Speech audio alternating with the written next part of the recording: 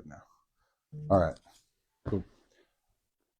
Morning, everyone. My name is Jonathan Shirley, and we're at the Lead Center here in Lafayette, and on UL's campus. It's homecoming week. Homecoming week. Absolutely. But anyway, so we're continuing a conversation about culture, culture in companies, and we're fortunate to once again be joined by Corey McCoy.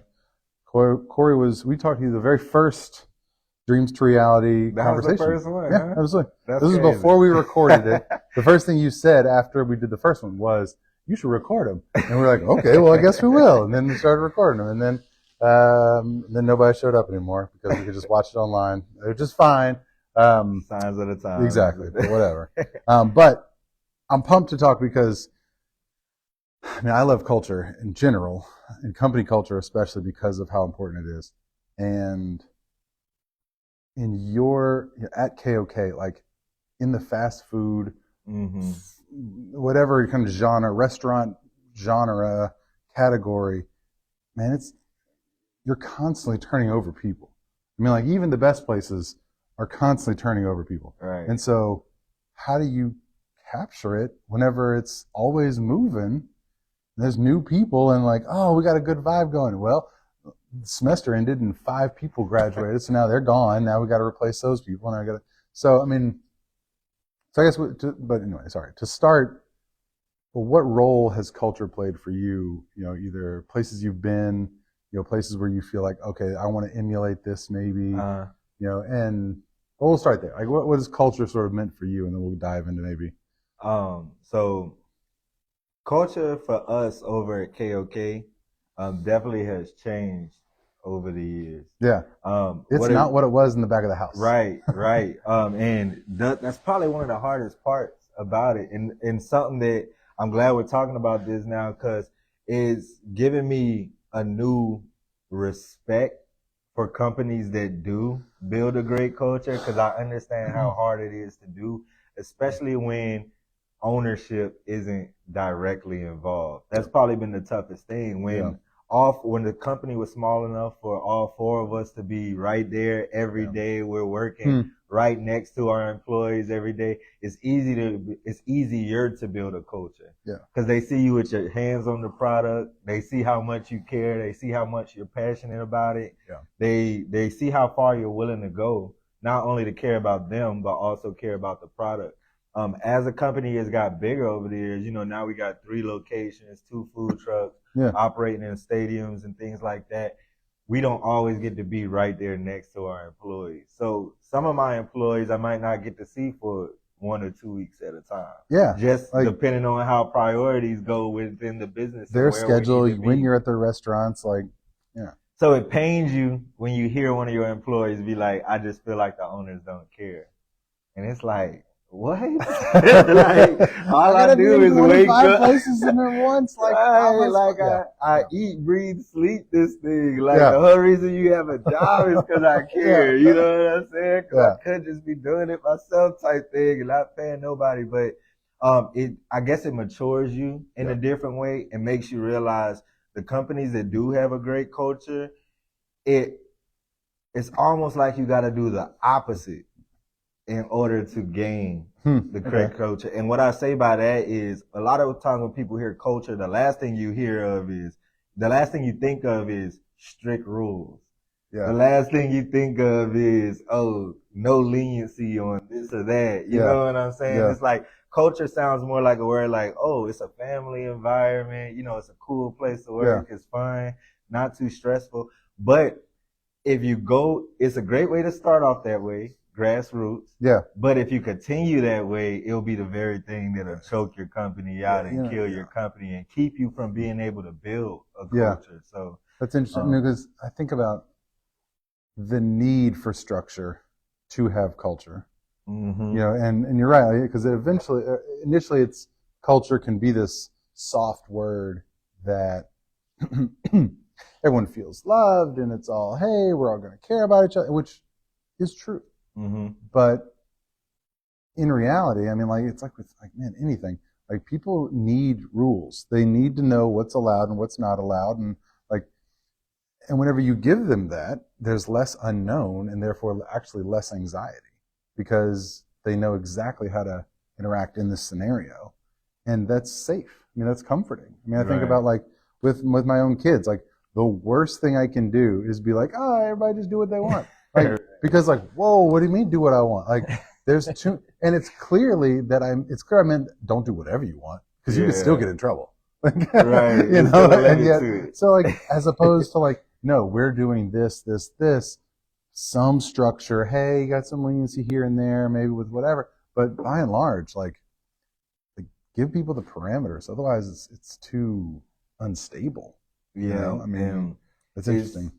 It's definitely been a challenge, I would say, in this stage of our business, reestablishing that culture that we had when we first started. Yeah. And a big thing that I had to realize is we'll never have the culture that we had when we first started. Some things can't be replicated. Yeah. Or, duplicated. You really got to mature and just grow it into something else. So I would say this last really year and a half of KOK for me and my partners has been, okay, what kind of culture are we expecting to have in our restaurant over this next 10 years of business?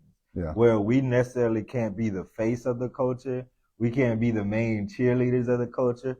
We have to have other leaders inside of our restaurant who now the culture is based around them. Yeah. They're the leaders. They're the ones who's there every day with the staff. They're the ones who are taking care of the restaurant, handling different things that pop up, amongst your employees. So they're going to define your culture. And you'll drive yourself crazy trying to be the cheerleader of a culture that you're not a part of on a day-to-day basis. Yeah, because you leave, don't come back for another week and a half. Like, right. There's nothing you could do that's going to last that long. No. So you better have some things in place and some people in place. Right, right. So what, that's interesting. The idea and the truth of you'll never recapture. Right. What was in the back of the house. So you look at companies like Todd Graves, who people say Raising Cane's got a great culture. You can feel the culture when you go there. It never seems like anybody's upset to be at work or anything like that. Same thing with a Chick-fil-A. And it's like, okay, these are companies that Chick-fil-A I know started way back in like the 60s, I believe. Raising Cane's a little newer, but still been around for a while. And the owners aren't in all of their. I've never seen impossible, Todd Graves, right? I've never seen Cane's, Todd Graves in person before either, but I've been to a million Cane's. So how do they do that? And I realize it's just team building at the end of the day. Him finding other people who are like him to put into his restaurants, and that's probably one of the hardest things to do for any company, not just the restaurant industry. I would say it's tougher for the restaurant industry because a lot of people use the hospitality industry as a transitionary industry, which, I mean, it makes sense. Not everybody has necessarily a passion for hospitality. It's just a easy industry to get involved in. It's easy to get into. It's easy to get into. If you need a job, one of the first places you can go is go find a restaurant or a hospitality something, be a server, be a hostess, be a whatever it is. Like, easy to get into because they're going to train you quick and they don't expect you to be there forever. I mean, they expect like, hey, if you stick around for a year, that's cool. Like you know what reminds me of restaurant culture? Almost this new like NIL deal. Yeah, absolutely. I'll start off at this school and I was joining the transfer portal and I'm going to Raising Cane's. That's a great way to think about it. I'm joining the transfer portal. I'm going to, Judy C or whatever. That's a great point. It's like, dang, I thought I would have you for 4 years, but I guess. Yeah, exactly. Right. Man, what a great point. Like everything in that NIL, we shouldn't be surprised about. We should have just looked at the fast food industry and said, so is this what happens? Oh yeah, that's exactly what's going to happen. And I can't compete with someone's going to slide in who can give you tuition paid. You know what I'm saying? Full absolutely. medical, Absolutely. All these other things. I do like the idea of KOK like signing students. Just like, that'd be awesome. Took another mechanical engineer guy. KOK came in and swiped him from, I don't know, wherever. Doesn't matter. But man, that's cool. That's, And spot on. I mean, like, yeah. But you notice But you're that's how the fighting best towards- companies build their companies. Like Yeah. when you really start going past the cover of the book and Yeah. getting into the depth of the pages, Yeah. these people are stolen from other Yeah. companies. Yeah, you find people who And it's really competitive. So you'll hear like, that's why a lot of times like new CEOs, the old CEO of this company might become the new CEO of this Absolutely. company, or hey, I took their marketing officer and made them, you know. Yeah. Well, because like you've got some proven stuff, Mhm. and that's how, you know, that's how companies decide. Like, hey, who's doing something interesting that we want to be doing, or who understands our clients because of other positions they've had, Right. and you bring them in. I mean, that's yeah. So what when you guys think about culture for the restaurant, I mean, like, what do you want it to, you know, feel like? What do you want? Are there some kind of things that you're like, hey, these things should be a part of every experience at KOK? Yeah. So we got our company values, of course, which is supposed to be the base of your culture. Sure. Community, leadership by example, resiliency. All of those are examples of our company values. Yeah. But if I could put it in one thesis statement, what I want the culture of KOK to feel like is, hey, I can come in wanting to be a cook and I can leave with a possible career. Yeah. In management, you know, or even business ownership to a degree. Yeah. That's what I want our culture to feel like is, hey, I was just looking for a job, but really I found a passion. Yeah. Really, I found, you know, a backup plan to whatever I was going to school for. Hey, if this, you know, takes a little longer than I expected, at least I know I can be building something in the you're building a background skill that's still set. You're worth building my a time. yeah. Absolutely.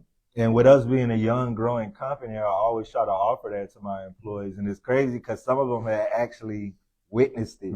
Where when we were at our first restaurant here on University, and I'm like, hey, you stick around, you know, y'all are going to be able to open new stores. Y'all are going to be able to be managers of, you know, this location when we plan to open it, or be able to participate in this when these opportunities come around.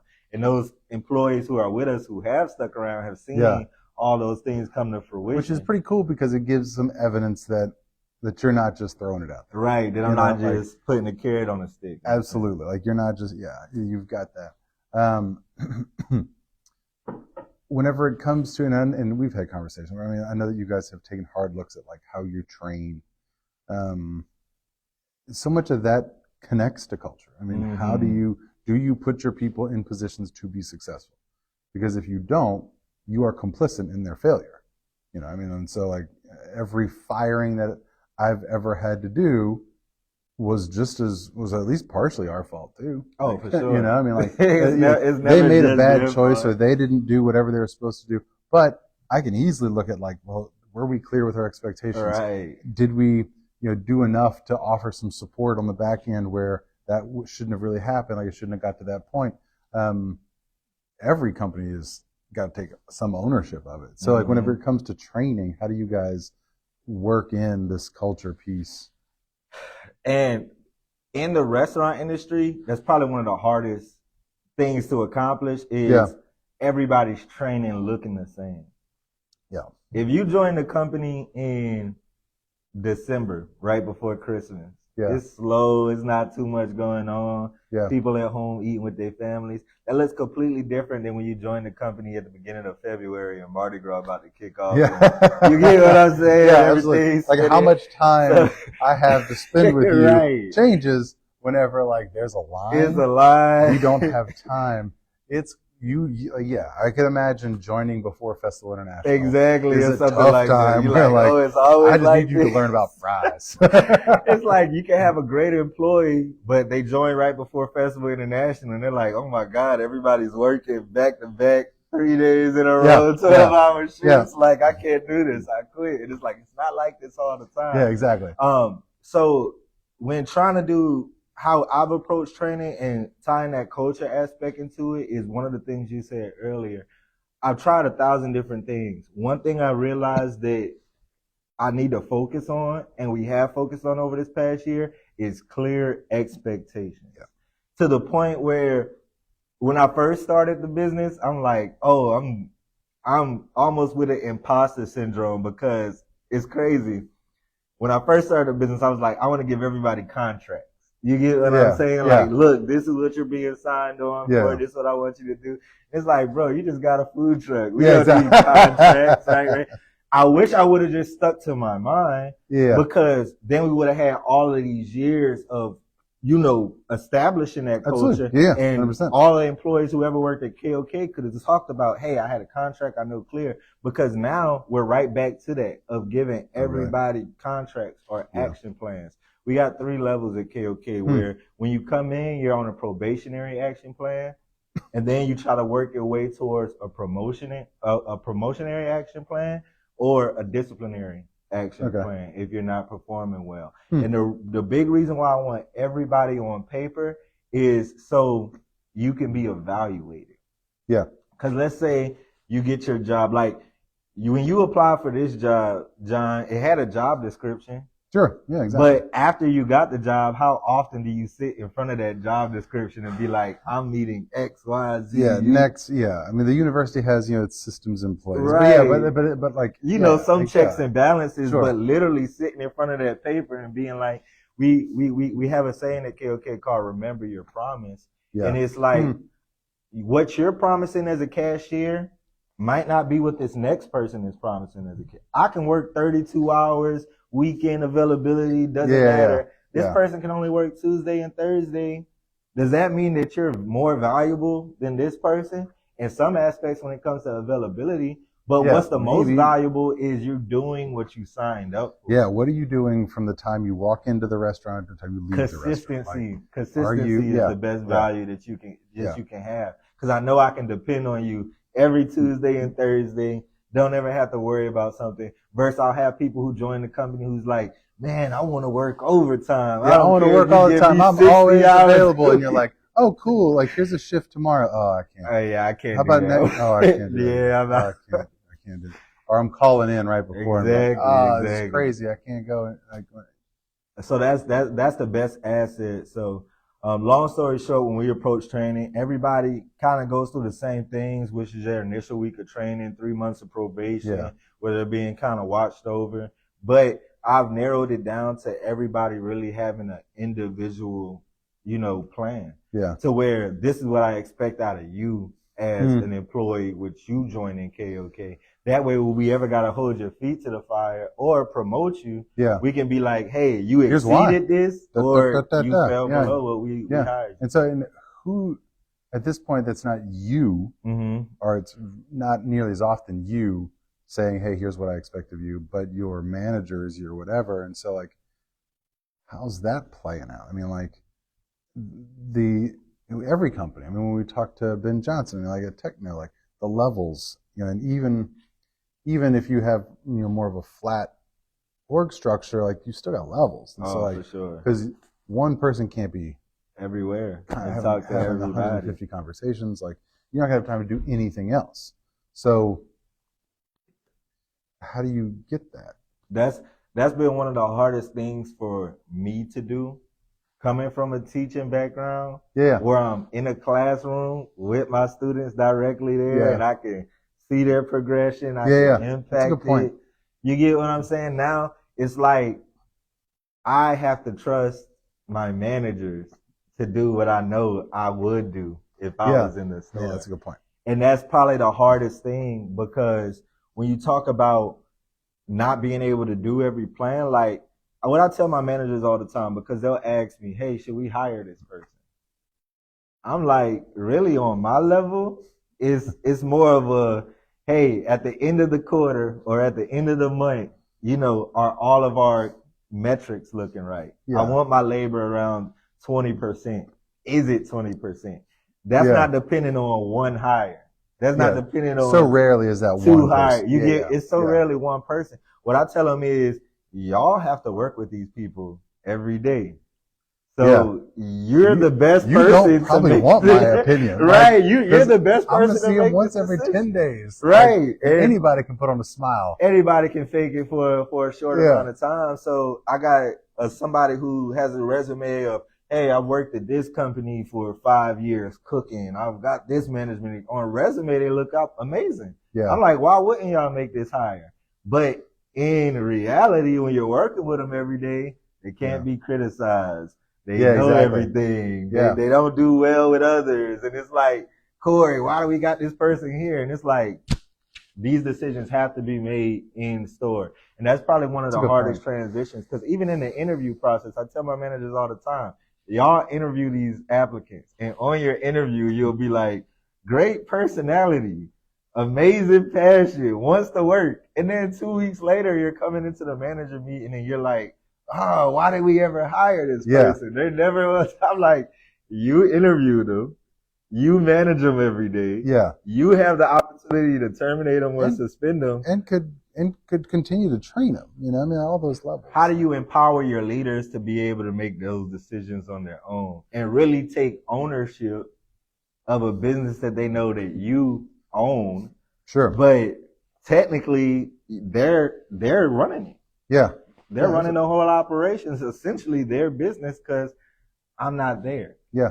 The only time it becomes my business is when a bill needs to be paid, when there's some type of liability. When there's a liability, when there's a problem, then all of a sudden it's real. Or, on the good side when things are profitable, but being in the restaurant industry, that's a whole other, leap of faith that you got to take. And wish I would have went to business school, because I tell everybody all the time, why did we pick the hardest industry to get started? Because you probably would have. We should have made an app, a tech. We should have went into tech. Just chicken tech. Yeah. We should have. It would have been easier making a new fryer and selling it to all these restaurants than, making some good chicken and try to scale that. But you live and you learn, and it comes with its own. Eventually, What, that's, when it comes to, typically, I mean, I know that you have people of all ages and backgrounds and walks of life and stories of people who work in the restaurant, but a lot of time restaurants are hiring younger employees. And so that comes with, hey, like younger employees. And so, I mean, what kind of things, maybe additional challenges that brings? I don't really talk about challenges. Like, what kind of things do you find is motivating? I'm always of the belief that no matter what, like this generation, insert whoever I was this generation at a time, you were this generation at a time, like, still want to be a part of something. Like, if you can convince 16, 17, 18, 19, 20, 21-year-old to, hey, like, come be a part of something, you have a shot at getting them to buy in. What does that look like? But I mean, you're in it every day, or it's something else I realized over time, John, is I can't motivate my employees. You'll drive yourself crazy trying to motivate your employees. Because anything can change in their life to where their motivations are changed. Good point. Yeah. So you build this whole system to where this is what's going to motivate you today. I can literally get into one of my group chats with my employees and be like, hey, I want to reward y'all this month. What do y'all want? Yeah. And they'll be like, I don't know. Yeah. Maybe this, maybe that. And everybody can say something different. So what I realized is, which again goes back to, like, if you don't have clear expectations, you're putting them in a position to be like, well, what is truly an option? Because they know not everything is truly an option. Like, and so as opposed to, hey, like, we're doing a reward or we're doing a bonus for this. Here's the 3 options. Like, which one do you guys like? Like, which is clearly more like in line with boundaries than just like free for all. I just got back to simplifying, John. Like the what motivated them to do the app was they know I can get a job and I can get paid. Yeah. So money is the motivation at the end of the day. Yeah. And going outside of that and trying to find other things to replace the compensation with, whether it's a pizza party, whether it's this or that, it's never going to be as good as just give me some extra money. Absolutely. I mean, like, so often, like, that really is. I mean, like, and it's not that, oh, well, like, you should always just be given money. Like, but it's a mistake to think that, like, people show up to work. Or people show up to work to get paid. Right. I mean, like, and through that payment, hey, listen, like, I can take that payment and then go do great things. And KOK was there for a part of my life in this way because it gave me the funding to go. Damon John worked at Red Lobster. and always talked about how Red Lobster was like the first investor in FUBU because they gave him a paycheck, you know? And so like your companies give you money so that you can go do the things you want to do with your life.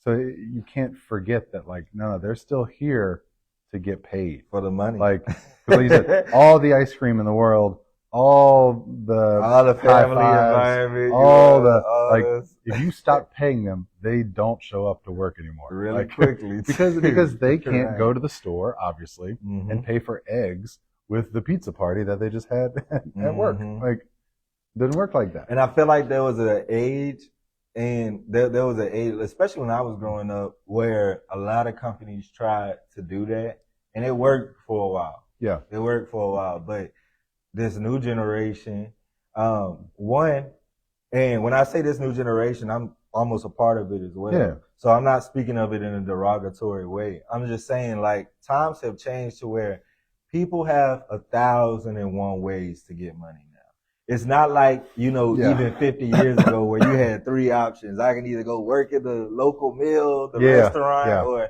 now it's like I got 1,001 ways to make money.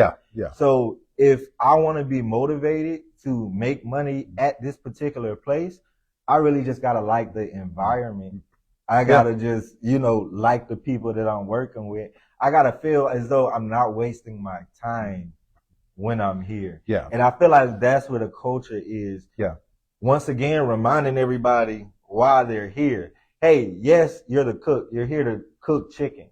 But do you realize every plate that you send out is building their brand and creating new jobs? You know what I'm saying? Yeah. And doing all of this. Like, look at the big picture. Yeah. You're a smaller part of the big picture. I'm a smaller part of the big picture. Yeah. All of us are a smaller part of the big picture. And what people will be able to benefit from later on down the road is what really should motivate all of us to come in. Yeah. Outside of, just getting our paychecks at the end of the week. Yeah. Because that's always going to be the bottom line motivation. But I feel like what makes KOK different is people saying that, hey, they said they were going to do this. They did it. Yeah. And now I want to be a part of the next thing that they say they're going to do. And outside of that, like, that's my only selling point. Because I can't compete with McDonald's, like I said, when it comes to what type of benefits they offer their employees. Yeah. I can't compete with some other companies when it comes to, I only got 3 stores right now. Raising Cane's got 200, 500. I can relocate you to Texas and make you the, general manager of this store. I can't really offer that. But what I can offer is, hey, if you join my company, start working today, next year I'm going to have a new opportunity for you. Yeah. I'm not sure what it is, but I'm going to have a new opportunity for you. Yeah. And year over year, our company has grown and been blessed to be able to offer those new opportunities. And that's one of the great things that you do have is like, you've got evidence. I mean, like, no one can say that you don't have evidence of you will grow. Right. Don't know when, don't know where exactly. And we can only grow with people. Yeah. I can't split myself in half and open up 2 more stores. So. Yeah, and getting people to lean into the fact of, like you said, I mean, like, every person plays a role on that plate, getting to that customer and that customer's satisfaction. Whether it's the cook who put everything together, whether it's the server who brought it out and makes sure that they have water or napkins or whatever they need, or it's the person who greets them when they walk in so they feel like they are at home, or the person, like, every person plays that role, and understanding that, like, that's the role that they play. I mean, and if you can be at a place that you do what you can on the pay side of things, but then there's all those other spots where, okay, like, if you can't beat McDonald's on XYZ, then just don't compete with McDonald's on XYZ. Like, exactly, they do the things that McDonald's can't do. One thing you'll never be able to do at McDonald's is talk to the owner. Yeah, absolutely. So I use that to my advantage. Every time I go to my restaurants, I spend time talking to my employees, seeing how they feel about this. I want your unfiltered opinion about, I know this is dumb, but let me explain to you why we have to do it, and then you'll start to piece together. This is dumb, and I understand why we have to do it. Yeah, exactly. Because sometimes you got to do dumb things. Absolutely. Like, this is a frustration, but listen, it's a health code situation. Like, all types of stuff. Yeah. One of the things I hated doing when I was teaching was lesson planning. It's like, man, we've been learning this stuff forever. I know what I want to teach. You get why I gotta write down, every aspect of the lesson plan. You know what I'm saying? To submit it to some arbitrary office so they can be like, yeah, this is good. And then you don't even witness me teach the class. Yeah, so you don't even ever see it. Exactly. Yeah. So, but is it dumb? Yes. But is it necessary? Yeah. Because on the dark side of that, if you don't got that, you're walking. Who knows what they're being taught? Yeah, exactly. Yeah, or like you as the teacher, like. Are you as organized as you would have been had you done that lesson plan? And now you're walking in winging it. And man, like, you don't want to wing it with 35, 12-year-olds. No, you don't. Like, they're going to win that battle. Absolutely. Like, you don't have a shot. I don't care who you are. Like, it's not going to go well. And so getting back to it. So bringing that back to the restaurant, it's like, man, do I really have to get written up for being 5 minutes late? Technically, no. Like, you're still here. You're here to work. Yeah, thank you for being here. Thank you for showing up. Yeah. You didn't have to come at all. Yeah. You get what I'm saying? So I almost feel bad for having to write you up. But the reason I got to write you up for being 5 minutes late is Johnny comes 45 minutes late every day. Yeah. And if I don't write you, if I be like, yeah, you're good, the first Johnny's gonna be peeking around the corner like, hey, I saw you didn't write up Jim for being 5 minutes so late. How come Why this do I happens? keep getting written up? Yeah. And that's what ruins culture.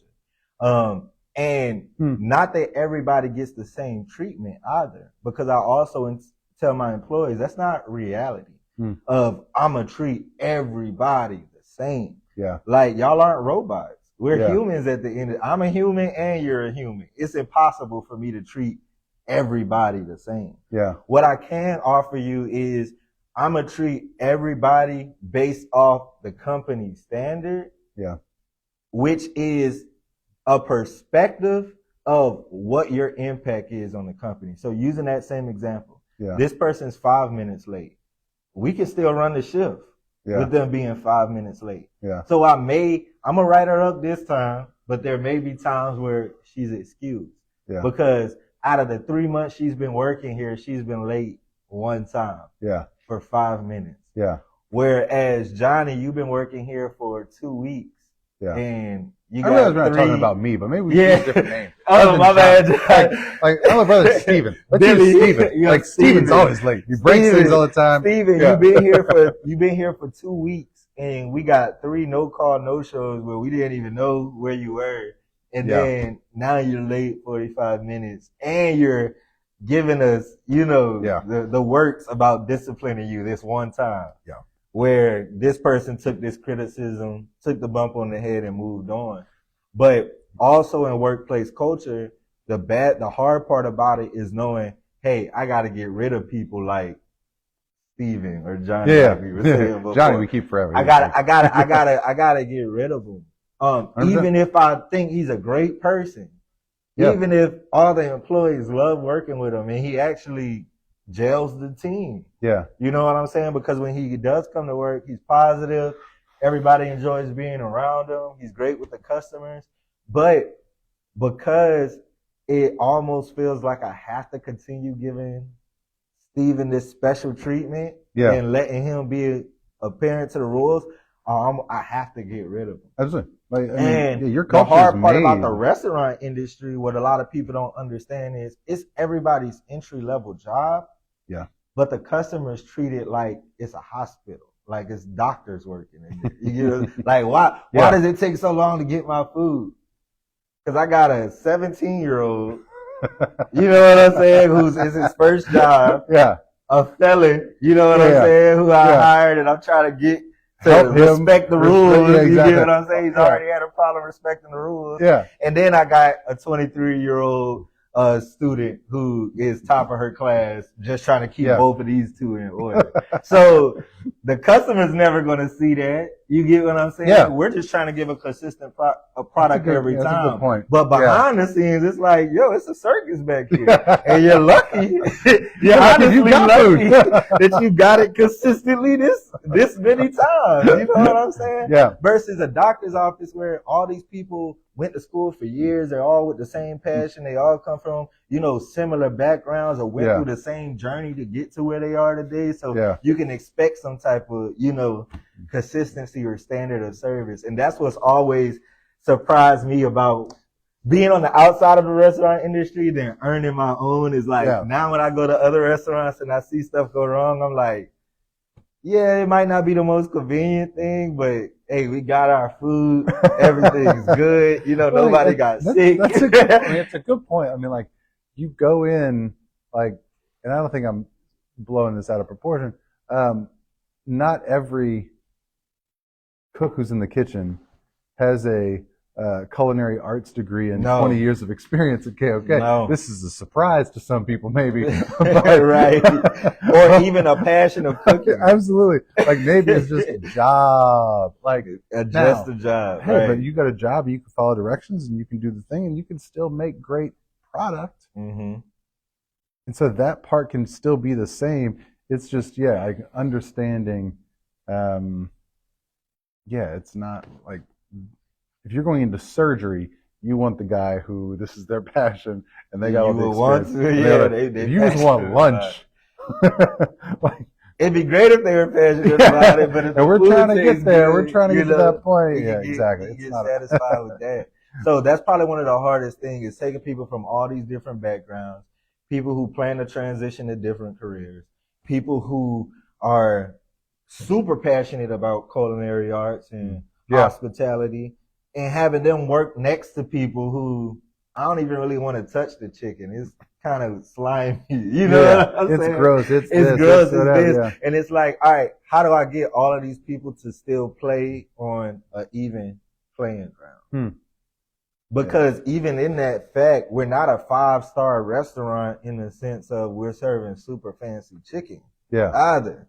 Yeah. So I can't go get the guy who's super passionate about culinary arts and things like this, because then he's going to be, Corey, why don't we add this and this to the recipe? Switch this up. And it's bro, we just got to sell a lot more 5 pieces. You don't really need to switch anything up.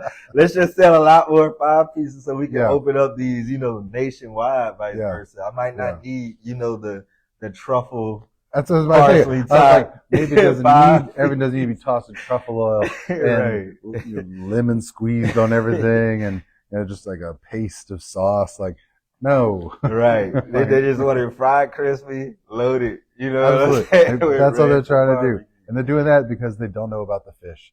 Because everybody sleeps on the fish. But everybody sleeps on but at the same time, them still taking it serious enough not to just throw it in the box and send it out. Yeah. So there's the walking the line of you got to take pride in your work. Right. And can you get people to want to take pride in their work? And can you get people to want to struggle and want to? And that's why I say the culture at KOK is all about progress. Yeah. It's like I tell all my employees, I didn't start off wanting to own a restaurant. I had no idea I would be here. Yeah. This is where I ended up. Yeah. Just from putting one foot in front of the other, seeing the momentum behind something and being like, hey, let's keep pushing this ball, downhill. And the same thing can happen in your life. Like, I don't expect KOK to be your final destination. Maybe it is for some people. Maybe we'll have some people who stick around, make a career out of this. I would love that. Yeah. But at the same time, maybe it's just being at KOK gives you the exposure to a small business from the inside out, that after you get mad at us and you quit and you go off to start your own business and now you're hiring your first employees and you're like, you know what? That dude Corey actually made a lot of sense 10 years ago. Maybe when he was saying that this mad. He was tripping about me being 5 minutes late, and now, newsflash, I'm writing up my first employee for being 5 minutes late. Yeah. It all makes sense down the road. So, because it's the same thing that happened for me. Like before I started KOK, I hopped around from restaurant to restaurant to job, and like all these jobs are stupid. Yeah, exactly. The consistent thing was those jobs were bad. Those jobs are bad. Now that boss was terrible. Right. Nobody understands. Now I am the boss. Now I am that boss being called stupid. It is like, it all kind of, it's the circle of life. Yeah. One thing you try to do in making an impact in that circle of life is just being like, hey, at least you know what you're here for. Yeah. And I feel like that's the thesis of culture. And you can think about this in any industry or anything that you do. The second you forget why you're here, Man, that's where all the culture disappears. Yeah. Even if you're a football player, you know what I'm saying? Yeah. And you sitting on the bench and you're like, man, that's that question that pops in your mind. Why am I here? Mm-hmm. Why don't I just do this? Why don't I do that? Once you start questioning why I'm here, that's where your culture disappears. Yeah. Like magic. So the best thing you can do. If you don't have answers for that. Yeah. You don't have answers for either. The culture is going to define itself by the people that you have within your company. You just I feel like you gotta remind people, just remind them why they're there. Yeah. And that's what can give you a baseline for what your culture is. And maybe that's what Cane's does so well. Yeah. Maybe that's what Chick-fil-A does so well. And I never worked for these companies, so I'm just looking at the culture from the outside in. Yeah. And culture is always two sides of the coin. What it looks from the outside in, and then what it looks from the exactly. What inside out. Before you guys see, and then what do they see whenever they're in it? Mm-hmm. You know, and how can that Venn diagram be totally overlapped? You're right. You know, because it's never going to be. But how close can you get it? But it's interesting. I mean, especially like you're at a point, and have been, where like the culture has had to evolve. Mm-hmm. And it will continue to evolve. I mean, the goal is, right? I mean, the goal is more restaurants. The goal is bigger. The goal is more employees. Right. And what works now maybe continues to work, but maybe there's another shift where it's like, okay, we got to tweak again because we got 10 stores and we're in multiple states. And like, now we got different state laws. There's just too many things that start to happen. While at the same time, what's going to be consistent? You know, there'll be some things that never change. And that's one thing you realize as a leader, and really any business owner, everybody wants to scale and get bigger. Yeah. But one of the essences of having a small business is you get to do what you want. Yeah. Because the bigger you get, the more you become a servant to your employees and to the bigger picture. Yeah. And to, the grand scheme of things. Yeah. If I have one restaurant, I can afford to pay one of my cashiers $18 an hour because she's just so great. Yeah.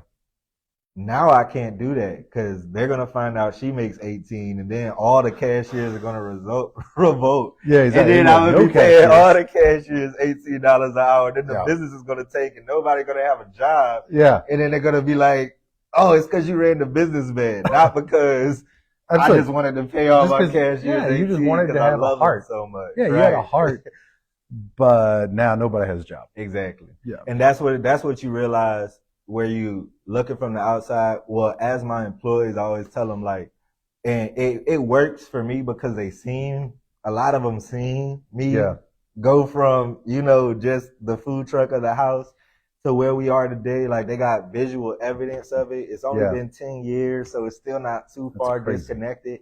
Even though, that is crazy. That's nuts. Forever, that's nuts right? to think that. And it's like, it's probably harder for these corporations to sell that story because people don't really get that, the essence of that, beginning story and this person really cares and all of those things. But I try to tell my employees all the time, like, my hands are tied behind certain things. Yeah. Even certain things that we want to do. Yeah. I'll take this example. When KOK first started, we used to do employee wellness days. We'd shut down the business for a whole day, invite everybody to the restaurant, cook, play games. Yeah. You know what I'm saying? And it was great. Yeah. When you talk about for the culture, it was amazing. Now, if I wanted to do that and shut the business down for one day, you talk about us losing $40K overnight. Yeah. And people knocking, you know what I'm saying, on the door. It's like, yo, where's the money? We need this bill paid. We need that bill paid. It's like, wait, we wanted to do Employee Wellness Day and take care of our employees. You think the distributors care about that? You think the credit card companies care about that? So it's like certain things you just can't do anymore. And certain things you're just tied. You're tied to the obligation of the overall business. Yeah. And that's when you start realizing you're not in control of the culture anymore from my position. Yeah. The culture never leaves the locker room. And what I say by that is the person who's standing in the paint, working with those employees, they clocking in with the employees, they dare the whole shift, they clocking out with them. That's where the culture of every business is always going to live. And no matter what I do to try to impact that culture, it's still in those people's hands. Yeah.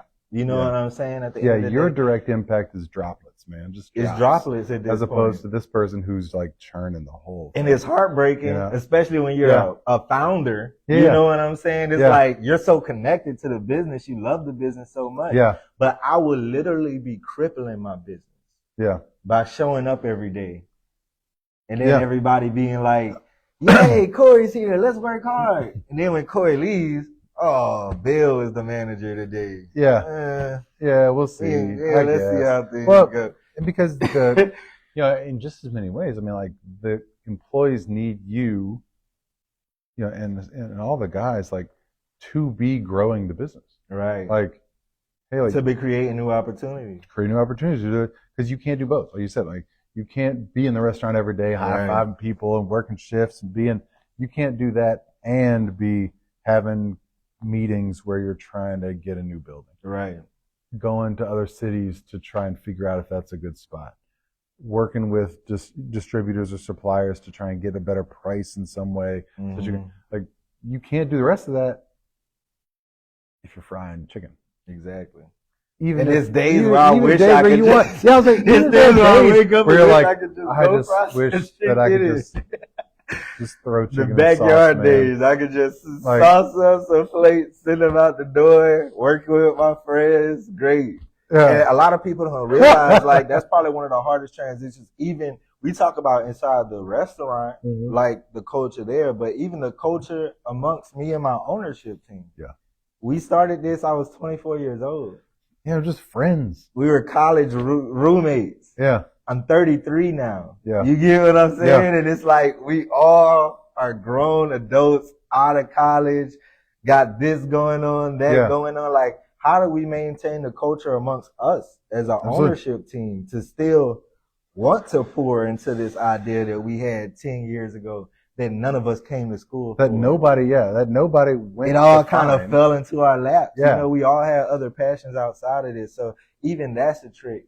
And if I get so focused on the culture inside the restaurant, outside of we got to have great leaders who are going to create their own culture inside each of these stores, then I lose the culture amongst my ownership team, which could also lead to the demise of the company, right? Yeah, so it's like a lot of plates you're balancing at the same time. So that's why I love this conversation on culture. And I can't wait for others to hear that, even for me to, be able to use this to show my own employees that like you own the culture. It doesn't matter where you work. Like you are the culture. Absolutely. And if you're at work saying the culture here sucks, you probably should look in the mirror and be like, wait, I am the culture. Because who are these people that I'm talking about who are never here, who are impacting how we feel on a day-to-day basis inside these four walls? Like, the culture is you.